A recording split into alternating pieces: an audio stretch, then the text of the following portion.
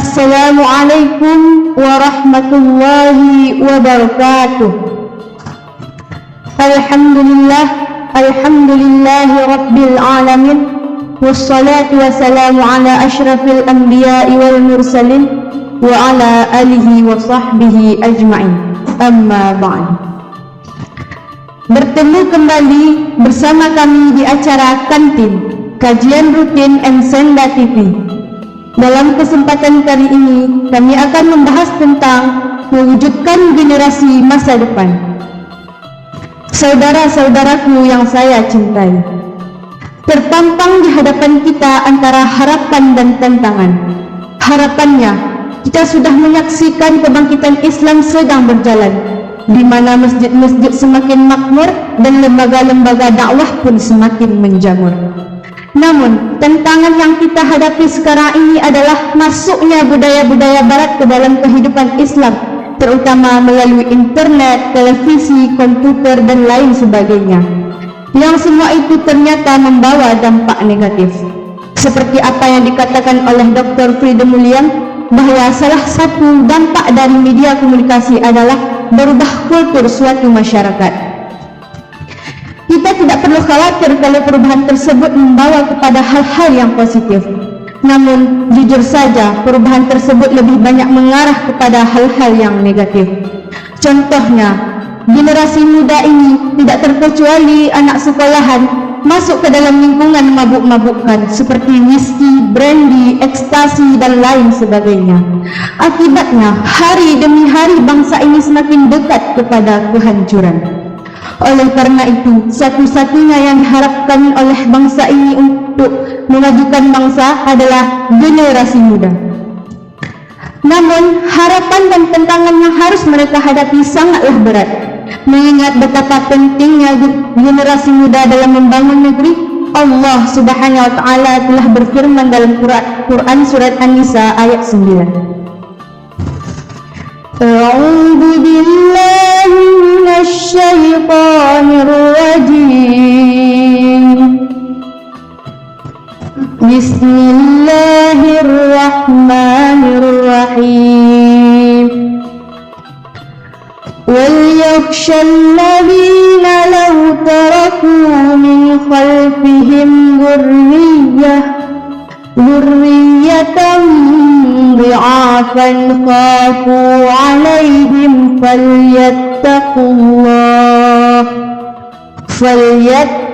الله وليقولوا قولا سديدا. Artinya, hendaklah takut kepada Allah orang-orang yang sekiranya meninggalkan keturunan yang lemah di belakang mereka. Oleh karena itu, hendaklah mereka bertakwa kepada Allah dan hendaklah mereka berbicara dengan tutur kata yang benar. Saudara-saudaraku yang saya cintai, kita seharusnya merasa khawatir kalau kita menjadi generasi yang lemah, baik itu lemah ilmu, lemah visi, atau lemah semangat hidup. Dan yang paling berbahaya adalah lemah iman dan lemah akhlak.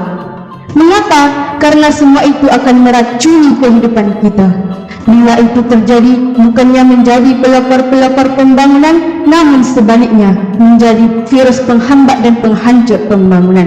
Na'udzubillah summa na'udzubillah. Sejarah telah mengajarkan kepada kita agar memiliki semangat yang tinggi dan tanggung jawab penuh terhadap bangsa dan agama yang kita anut ini.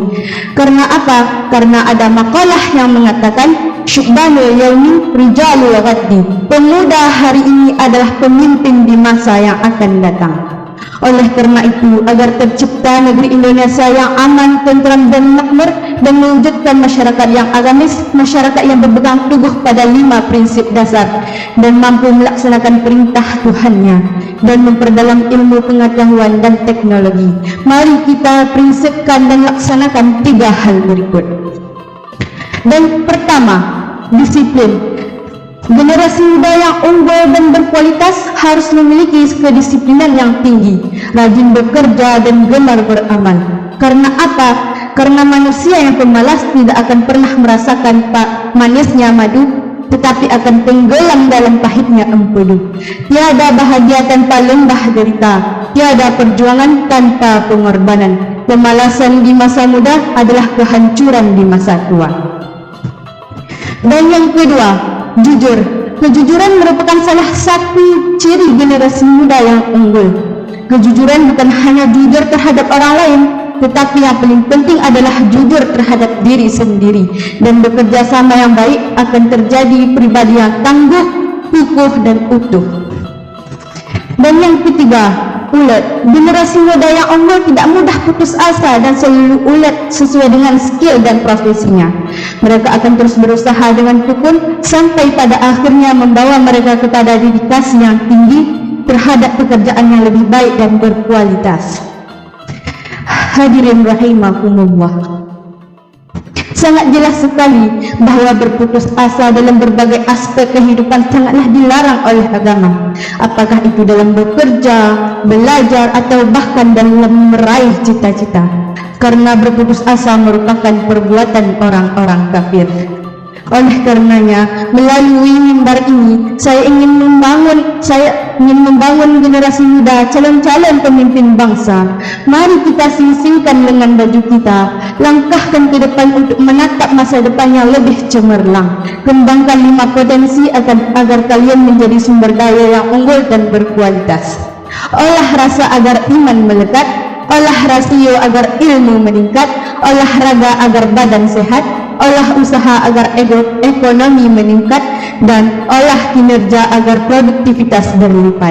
Kalau potensi ini sudah tertanam dalam diri generasi muda, kami yakin Indonesia ini akan menjadi pelanjut estafet pembangunan.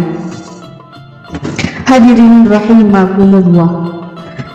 Dari 3 unsur dan 5 potensi yang diharapkan di era globalisasi ini, generasi muda dapat menanggung dalam rangka mengentaskan rakyat ini dari krisis multidimensi yang sudah lama diderita.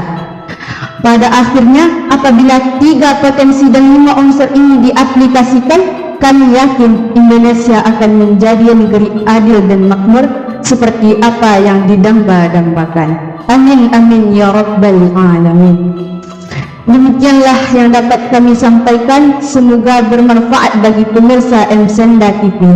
Jika ada kekurangan, sesungguhnya itu dari diri saya, dan jika ada kelebihan, sesungguhnya itu dari Allah semata. Wabillahi taufiq wal hidayah. Assalamualaikum warahmatullahi wabarakatuh.